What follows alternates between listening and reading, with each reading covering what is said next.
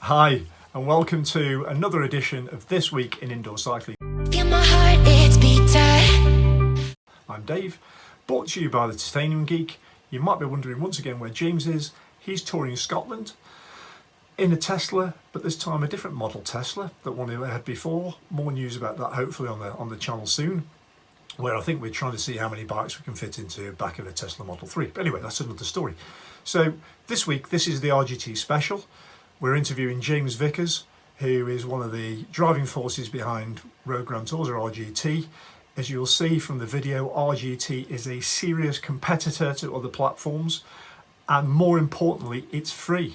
Yes, absolutely free for those people who don't want to pay. No hacks, no bodges, nothing like that, totally free. Get to ride real roads, your favourite roads, and roads you build, as you'll find out from James. After that, we'll be advertising a Stelvio version for Road Grand Tours. It's a celebration of the Stelvio where you can win prizes. Over to James. So James, thank you very much indeed for sparing the time to get on to TWIC this week. So lots of things going on with RGT. So I think just for the benefit of people who've been living in a tiny little bubble, maybe using one form of indoor training, could you just explain to us who RGT are, what it is, and how it's different to maybe anything else that's available?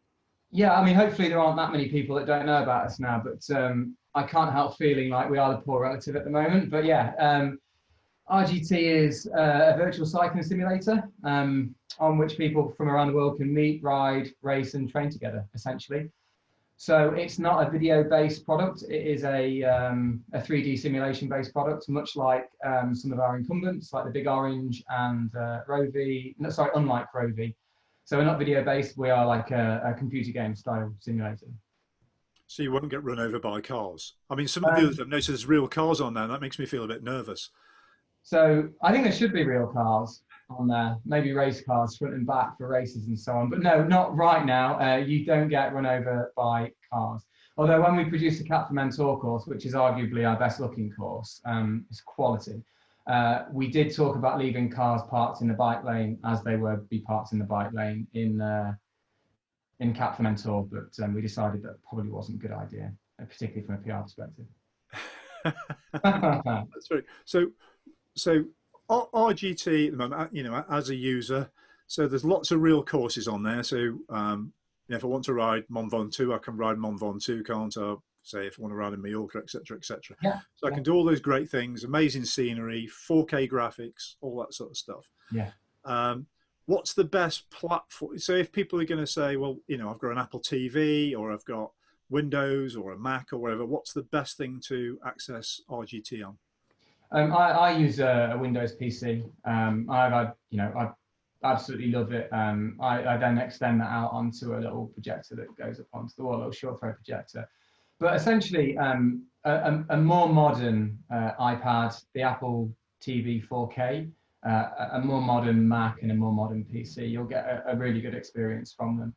We have three intensity settings for the graphics. We have low, mid, and ultra. Ultra perhaps doesn't work particularly well on older versions of the iPad, but we've got an automatic resolution setting. So if your iPad doesn't support the Ultra, then you simply you can't load it. So that means you should never really experience crashes based on your machine's ability to process the graphics. Interestingly, Apple's quite peculiar in that it doesn't slow down and stutter on iOS like it does on Windows machines. It just kills the app. So if you get a crash on the app, it's because the iPad can't handle something. Maybe you've got an app open in the background as well and so on. But yeah, we've optimized that, and yeah, so it works pretty much across all the platforms now. The iPad Pro actually looks phenomenal because it runs an Ultra, and on the high density screen, it just looks incredible on the iPad Pro. My son has ordered with my money an iPad Pro. It's arriving in a couple of weeks, so I might be borrowing it for a day. So that's. Can I also order one with the money on? Yeah. So clearly, Bluetooth, AMP Plus, depending on your turbo trainer, depending on the device at the end, all works with RGT. Got real roads, but also people can create their own roads. So how does that work? Yeah, Magic Roads are mega. I mean, personally for me, for what I use riding inside for. I think it's a game-changing feature. You can ride any road in the world, any road in the world. You don't need video footage to ride that road, and you create it in the Strava route builder, or you create it in Ride with GPS. You send that file via email to us, and we call it parsing. I don't even know what that means, but we'll take that road and we'll create a virtual representation of it for you. We procedurally create background. Right now, all you get is a couple of fences and a few billboards. We get the left and the right turns, the gradient changes. So essentially, for me, racing bikes, which I haven't done this year because of COVID, but racing bikes, it's an incredible way to recon a time trial course, or to recon a race course, understand where the pinch points are, where the attacks are going to go off, where it's going to hurt, where it probably suits your style of riding, and so on. There is something really exciting happening for Magic Roads.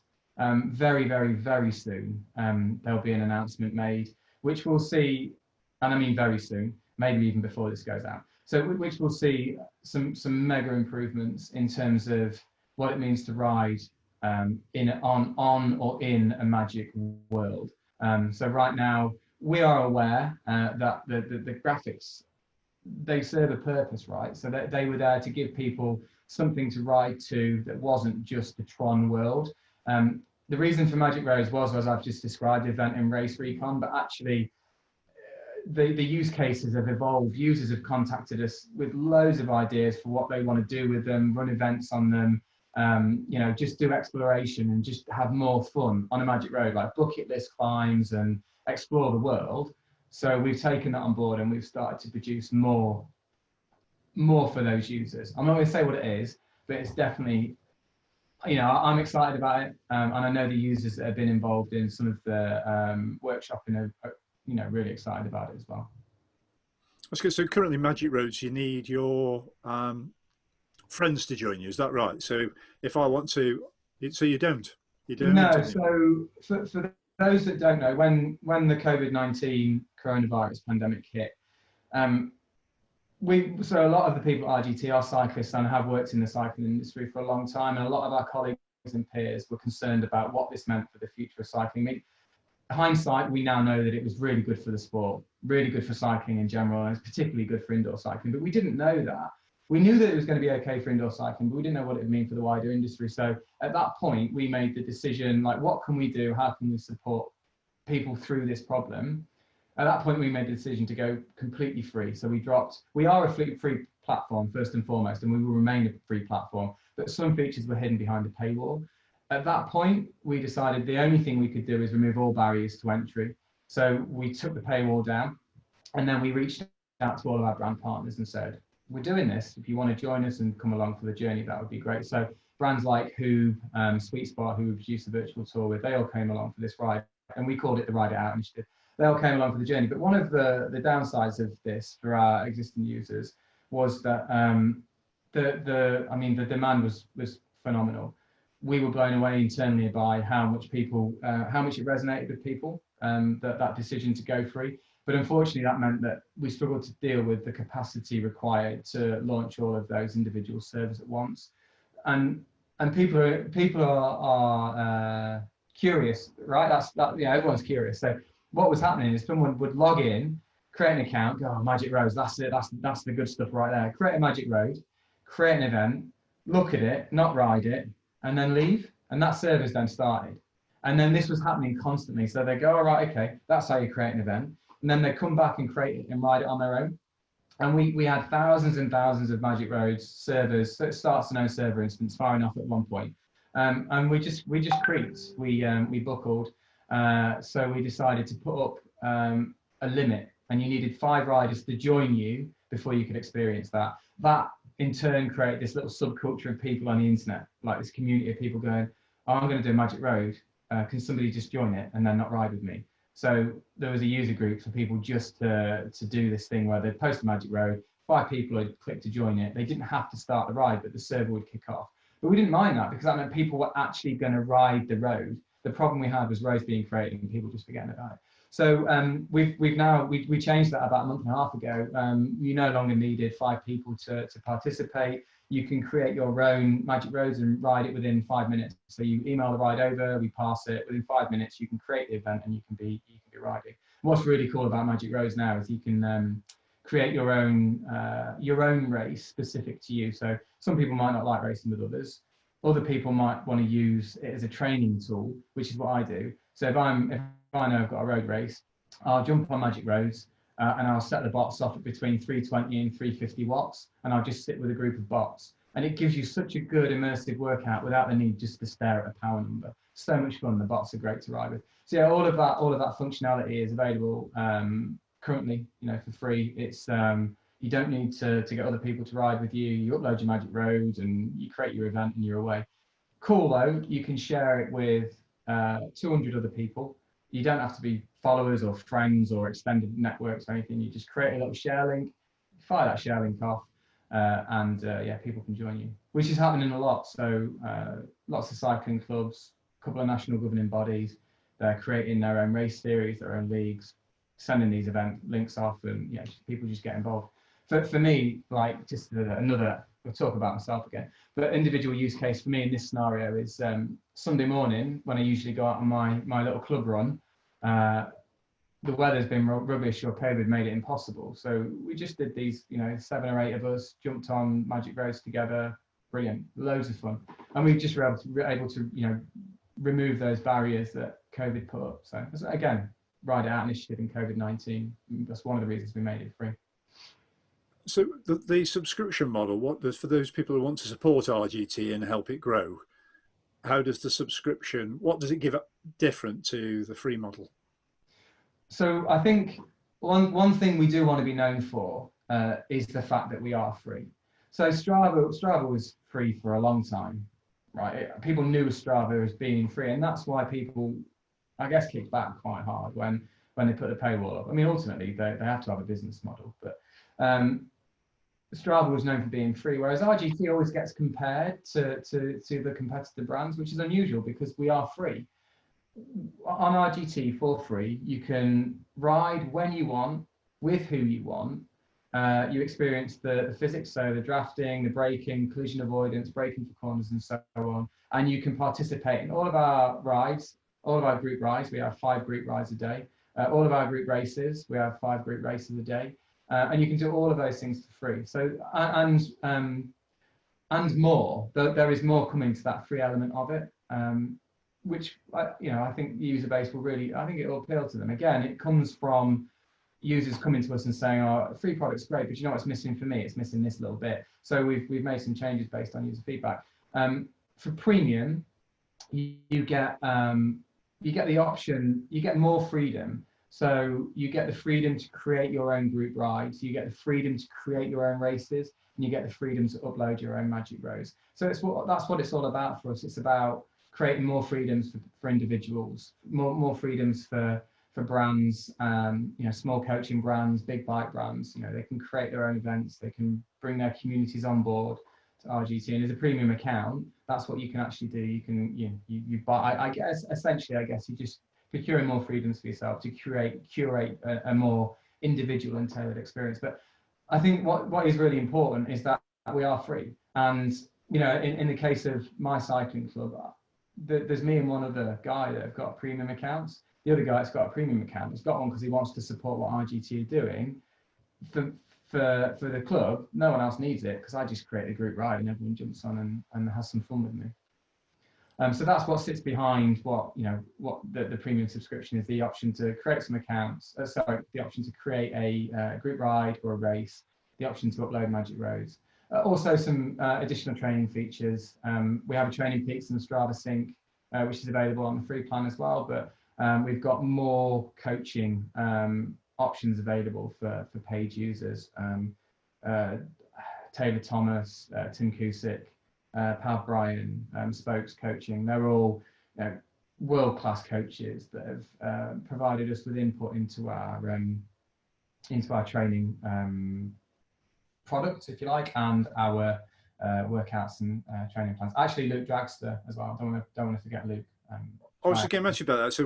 So for example, people who've rediscovered a love for cycling, let's say in the pandemic, and now they want to progress. So they're using a turbo trainer, or they're riding outdoors, and they want to get serious now to let's say achieve a virtual Pru 100 or a virtual Ride Birmingham, or all these things that are going on at the moment. Where you ride, actually that makes me laugh, because you ride outside with an app in your pocket, and I just think you might as well ride indoors in your turbo trainer, but that's just me being biased. But anyway, so they want to do that, and they want to plan, they want to follow a plan to get them there. So what's available on RGT so people can use those sort of facilities? So we've got a partnership, a loose partnership with Training Peaks. We have, I think, 7 or 8 different training plans which are available. We get contacted almost daily by coaches that want to work with us, and we are really open to working with coaches, but actually we don't particularly want to add more to our network of, our catalogue of plans. We would much rather coaches dealt directly with it and applied plans to individuals and did their own thing, and felt more empowered to use RGT, as opposed to thinking that the way in which it should work is that we are the grandmaster and they work into us by giving us something. We want them to do their own thing on the platform. But we have 7 or 8 plans now. And we do have plans that will take you from, it's not specifically called couch to 100, but we've got sporty plans, we've got road race plans, we've got crit and indoor racing plans. So we've got a wide selection of plans. We've also got workouts as well. So if you are that way inclined, we've got workouts under 4 or 5 different headings: endurance, VO2, anaerobic, aerobic, and recovery, I think they are. Maybe there's one more. So you can curate your own training plan. You can drop on, know that today really is a VO2 day for you, or a FTP day for you, and you can produce your own plan ad hoc on the fly as well if you want. So yeah, the other thing, just to pick up on your question really about prepping and getting ready, I think one of the big challenges with anything like that for new users and seasoned cyclists is understanding the physical demands and the psychological demands of a course. Like, I'm going to be 50 miles in when I hit that big 7K climb that takes me up 600 meters. How's that going to feel? With Magic Roads, you can experience that.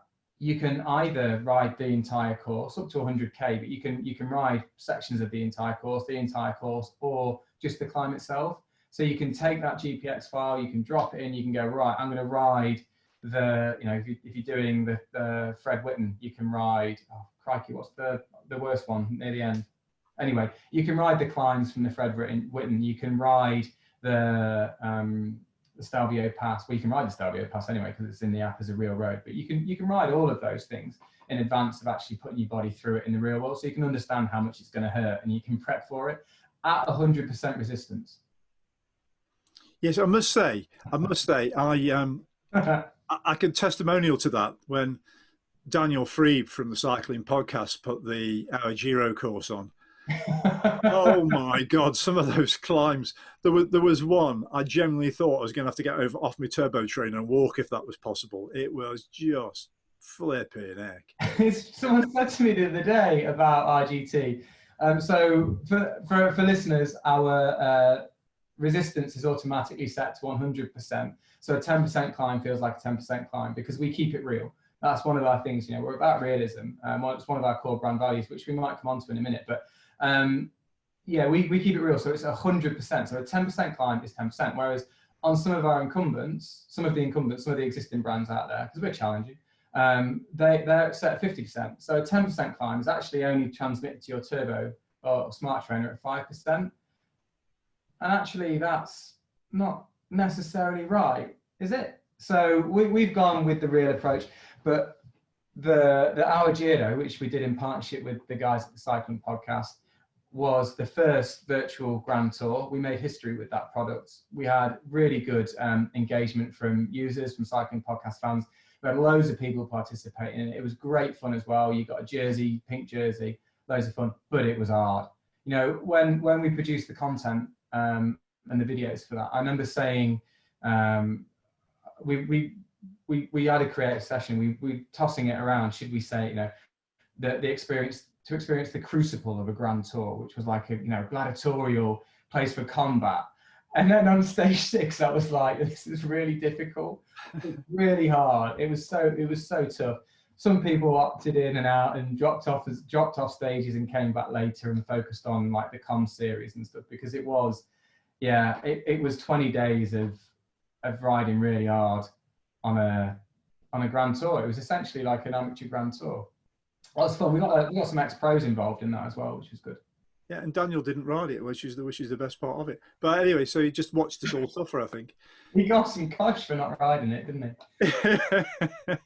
But, no, that was yeah, it was a great event actually. It was really good. Massive kudos on that one. Thank you. So I think to finish then, let's give people a bit of sort of passion going forward for RGT then. So, how about the 3 brand values and what they mean, and then what's possibly in the future? Well, when, you know, I know you guys aren't the California manana, all these good things will happen, and you know, there's going to be spaceships and, you know, all that sort of stuff.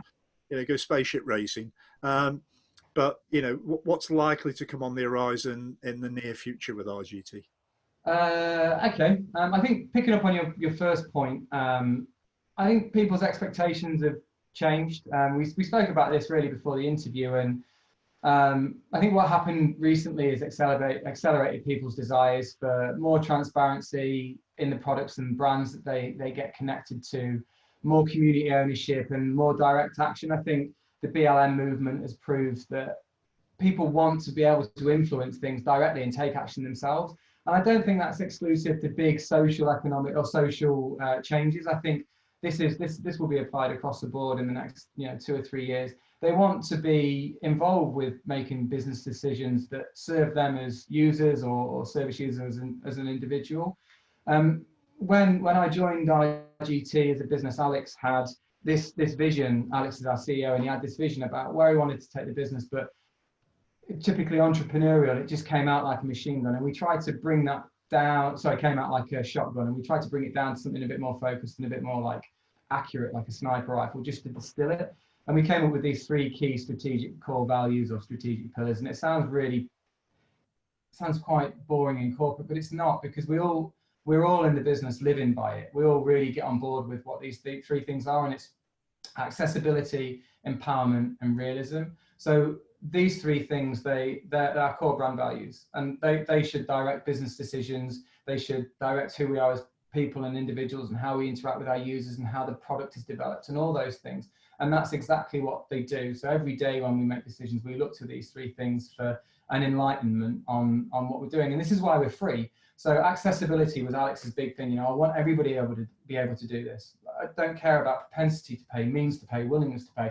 I want, it's got to be a thing. Everyone has to be able to do this. And this is, he always remarks, you don't have to pay to ride your bike in the real world. It's like a letter from the dystopian future that you have to pay to ride a bike. That's not how it should be. So we want it to be free. And that's what accessibility was about. It was about breaking down the barriers, removing all those barriers to entry as far as we could. So we have this free product available. I mean, we have some features behind a paywall, and we have that because A, people asked for it because they wanted to feel like they were supporting the business, but B, because we also do need to maintain and keep the service running and so on. But we do want to be known as the free platform. We're really passionate about that accessibility feature. And it's not just accessibility for us, it's as athletes, as riders, as cyclists, it's accessibility for brands. So coaching and event organizers, small event organizers, big event organizers. We've got events that go off every single day that aren't organized by RGT, they're organized by communities. So the Scottish Cyclocross Association, Australian Cycling, Canadian Cycling, national governing bodies do these events. And then we've got Links Velo, which is one of my local cycling clubs. They produce events on RGT as well, because their summer season has been cancelled, and they'll do it into the winter because they can do it, right? They can create their own events. Again, I mean, this borders more onto the empowerment now, and the empowerment key strategic pillar or value, but that's kind of another thing from like this weird future where you can't do what you want when you want. Who's going to dictate when I can ride? And there's this illusion of choice. And it's quite common, this illusion of choice where you get the opportunity to choose from this predefined list of things that you can do. Well, actually, that's not a choice. The choice is to create your own, or ask a friend if they want to do something, one thing, another thing with you, the way that you want, on the road that you want. Like, it's not, there is no choice. So this is, the empowerment element of it is that choice. And again, it's that choice for brands. We touched on a moment ago, you know, small brands, big brands being able to work in partnership with us or being able to do it on their own. RGT Cycling, which is a big retailer in the UK, they have a sportive series of events called Ride It. I think it's called Evans Ride It or something like that.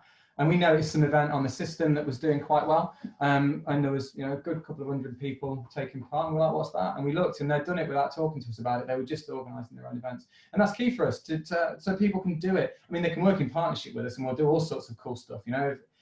And I mean like all sorts of cool stuff. And that I guess is a nice segue into realism. So we are proud of that realism. And when I say we'll do all sorts of cool stuff, what we won't do is we won't, when it comes to gamification, when it comes to drafting and gameplay and user experience, we want it to be real. So we've got collision avoidance and we've got braking for corners, and races play out different to what they do on some of the other platforms out there with, you know, as you go into a corner, the group brakes if you're at the back and it hits off the front out of that corner, you get the concertina effect. My intensity factor and normalized power are different when racing on RGT than what they are when racing on some other platforms out there. It does change the makeup of an event and how it works out. But where I was going with the realism element of it, we're not going to go down the road of gamification for gamification's sake, and we will gamify things that have some real meaning within the sports science, the culture and romance and excitement of what it means to ride a bike in a Grand Tour. Should really be about going back to a team car to get bottles for the lead ride, or it starts to rain and you need to get your jersey, or you have a puncture and you need to come back on through the convoy of cars. That for me and us at RGT, and this is what I mean by them really directing what we do as a business, those three things are what we make our decisions based on, and I think they're really important to us. And all of those things, as I started talking about, you know, this desire for change at the very, when you asked me about these three strategic values, I think all of these things will be incorporated really nicely into this community of game changers that want to, you know, they want to change the game. They want to do something different, not get left behind in an old power way of doing things, and adopt this new approach where they do influence things, where they do impact the decisions that are made on their behalf. So yeah, user first, accessibility, empowerment, and realism. I think that encapsulates what we're trying to achieve quite nicely. We're not, you know, we're in a different position to some of the other brands out there, but I think what we stand for is a really good thing for cycling in general. You know, we are open for business for everybody. You want to come and ride for free, come and ride for free. It's great. And what about last week we talked to Professor Andy Lane, who's the sports psychologist, and he was talking about some of the gamification, which was, I think he was trying to point out to me nicely because he's a mate. I need to get out more. But so some platforms you're compelled, you know, those of us with an addictive nature, we're compelled to, you know, ride indoors to get to another level or a different bike or whatever. Now RGT doesn't work like that way, does it? You know, if you want to ride indoors because it's horrible outside, you climb on your bike, you ride on RGT, you ride to the top of Mont Ventoux, then you pick your phone up and check your messages, and you think I'm at the top. Then you realise you've arrived at the Tommy Simpson, that segment, and you go, oh no! Anyway, and so you have to go for it again and blow up. So anyway, that's just the story of my life. And you think it's great, but I don't feel I've achieved it. Done. It's uploaded to Strava. It's there on Strava. Job done, and you feel good about it. But I'm not gamified. You are. I mean, I guess you've just described kind of one of the core drivers that people do exploit for gamification, and that is achievement. You have achieved something, and in RGT, you know, you do get that sense of achievement from riding those iconic routes. Like Cap Fermentor, every time I see the lighthouse, I'm like, yeah, I've done it, even though it's not particularly difficult ride. I do get that sense of achievement.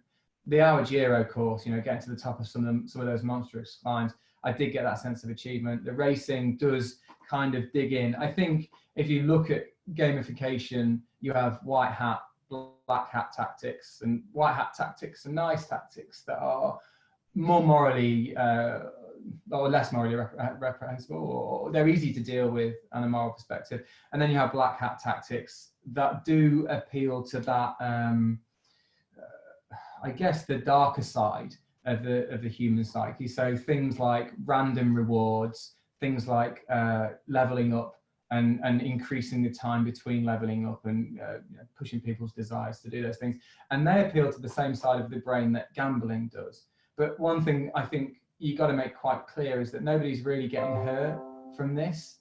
Whereas with gambling, and that, because gambling is gamification in itself, people are affected quite negatively by that. Whereas what's the worst that's happening? I mean, someone might have an argument with their husband or wife or whatever, vice versa, because they're riding too much. So my wife, I might say to my wife, like, are you on there again? What are you doing? And she might be like, I'm trying to level up. But that's the worst that's going to happen. It's not like, I think it's a dangerous road to go down if we start to look at gamification in fitness as a dangerous thing, because it's not. Like, people's outcomes are much improved by some of those tools. We're never gonna go down the road of, I'm not going to say never, but we've got our own roadmap on gamification and what we'd like to do. We want to incorporate it into the platform in a sensitive way to the culture of cycling. I think that's a nice way to describe our plans. So it will be sympathetic to what it means to ride a bike. I mean, the potential that exists in virtual cycling gets me so excited. Like, road racing with, real gamification requirements. Like I said, going back to the team car to get a jersey, having a flat tire and having to relay back on, and all of that will be that random element of gamification, because you don't know what to expect. But we will have done it in a way that, like I said, sympathetic to the culture of cycling. I think that'll be great, and it will be user first as well. It's going to improve your experience of the platform. It's not going to frustrate you. Well, it will frustrate you if you have a flat tire and you're in the front group, but it's great. It's experiential. So what nuggets can you give us then that's likely to appear soon? Likely to appear soon. I think I've already given you one, and it's the biggest one for us, and that's the development of the Magic Roads feature. If we look at what's available on the market for imaginary worlds that you can ride in, they look all right. But imagine if that imaginary world was any road in the world. And I think, we're getting somewhere near to where Magic Roads should be. We're talking a much improved and much more immersive experience, much better for event organisers, much better for teams and clubs to produce their own events on, much better for you as an individual and more immersive. I know that people can be a bit dismayed by, the same visual aspects to Magic Roads.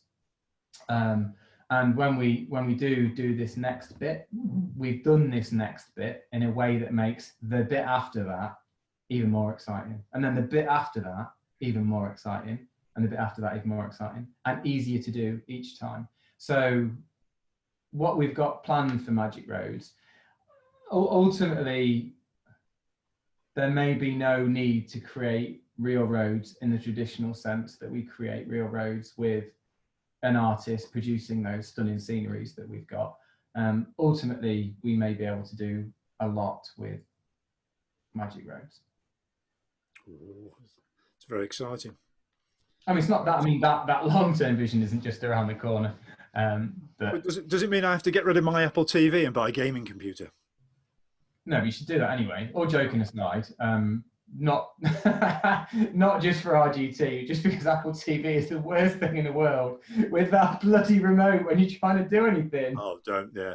The worst one is when I bought a refurbished Apple TV because I'm tight. Spend all your money in a turbo trainer. Frugal. And it, big mistake. Anyway, it came through, and it goes on to the accessibility option where it talks to you when you press the button. Oh my God, it's the most. Did you turn it off? Yeah, you can, but it's honestly, to get out of it, it's a nightmare. They must think once you need accessibility, you'll never not need it. That must have been in their build.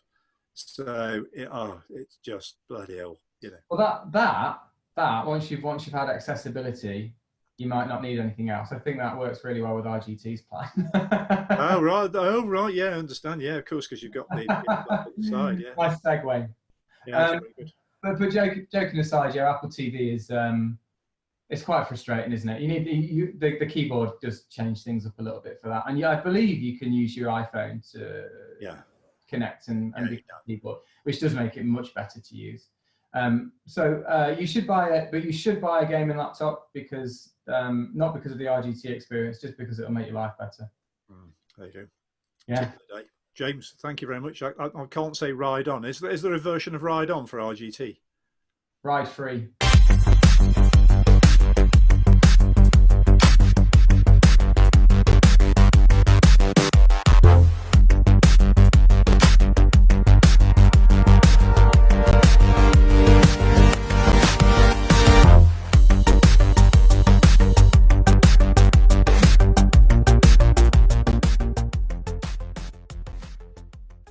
To me again, one thing we didn't cover in the video is the fact that if you're a club member, particularly if you're one of the other leading platforms and you want your club jersey featuring on Road Grand Tours, get in touch with Road Grand Tours team via their website and tell them all about the jersey you want to create, and they will create it. They've told us they will, and they will even host events for you. So that's all from me. I hope you enjoyed this week.